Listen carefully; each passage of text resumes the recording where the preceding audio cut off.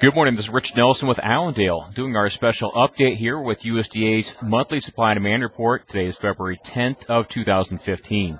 Now, as far as corn goes, the numbers on the U.S. side of the equation, they were a little supportive here. USDA made some changes, which the trade was not expecting. They did drop feed and residual use by about 25 million bushels. That was more than offset, though, by a large increase of 75 million bushels in the corn for ethanol category.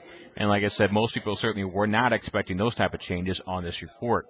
Ending stocks, USDA's estimate went down from 1.877 billion bushels, now 1.827 billion bushels. So the U.S. portion of the corn balance sheet was considered positive. However, on the South American focus, which was the other side of people's really key viewpoint on this report, was actually a little bearish. There was no drop at all for the Brazilian corn crop. They left that at 75 million tons. Argentina, they actually increased by 1 million ton to now 23 million ton production here. Also of note, they increased the European Union's corn crop by about 0.2 metric tons. So as a whole, a little positive on the U.S. ending stock numbers, though. On the South American side, that was considered bearish. So as a whole, corn numbers were neutral.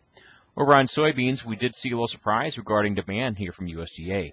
USDA went ahead and increased crush by 15 million bushels.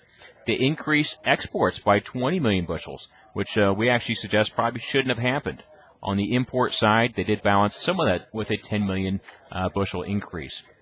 The net for soybean ending stocks declined from last month's 410 million bushels down to 385. That was a little more than the average trade guess of a 398 decline. So on the U.S. bean side of things, a little positive here.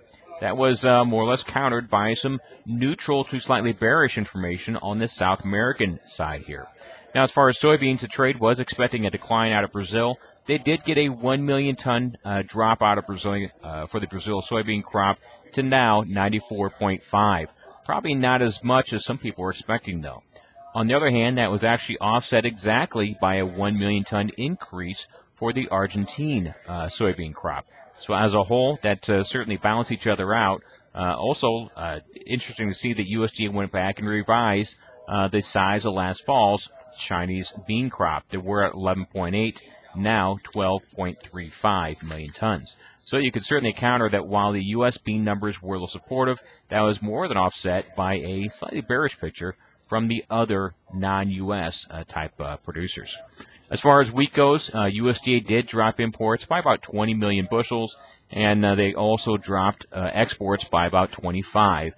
That leaves a net increase in ending stocks. They were at 687 million bushels, now 692 million bushels. On the world side of the balance sheet here, only changes we see for non-U.S. producers was a moderate increase for Argentina's wheat crop. They went from 12.0 to now 12.5. Some people suggest that probably still has a couple more revisions higher in the coming months, but as a whole, no real big change on the wheat ending stock picture. So as a whole, really neutral report for corn once you see both sides balanced out. Neutral report for soybeans once you see both sides balanced out, and really no major changes at all for wheat. Looks like we're back to trading the trends here, and we'll see what happens for the next few weeks here. In the next few weeks, keep in mind the focus will turn towards maybe a little more of a new crop influence. Certainly as we get into March, we'll talk quite a bit more about plantings and other things along with that here. If you have any questions about today's report, marketing, or how to trade this market in general, feel free to give Allendale a call here, 1-800-262-7538.